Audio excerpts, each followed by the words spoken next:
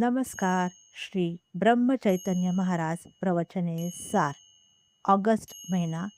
आनंद समाधान. 3 ऑगस्ट.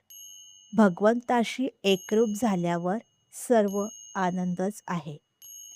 भक्त झाल्यावर माणूस ज्या आनंदात असतो तो आनंद वर्णन करून समजणार नाही. अनन्य भक्त व्हावे आणि तो आनंद पाहावा. भक्ताला सर्वच ठिकाणी आपण आहोत असे दिसते. म्हणजे सर्व चराचर वस्तू तो भगवद रूपच पाहत असतो. सर्व ठिकाणी एक भाव झाला तिथे दुःखाचे कारणच नाही. तिथे सर्वच आनंद असतो.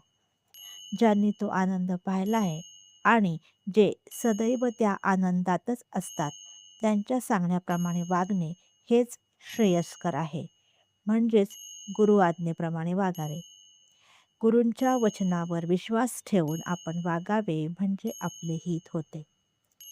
खरे किंवा पुष्कळ सुख म्हणजे कायमचे सनातन सुख होय.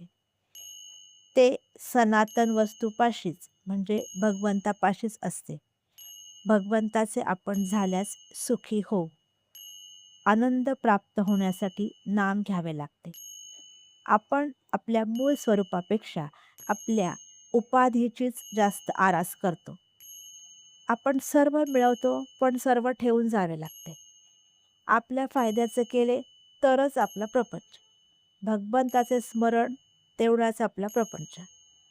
परमात्म्याचा आनंद अखंड मिळावा, मी त्याचा व्हावे ही दृष्टी ठेवून नामस्मरण करावे. काही बोलायचे असल्यास, सांगायचे असल्यास, शेअर करायचे असल्यास कमेंट करा. आनंदात राहा. धन्यवाद.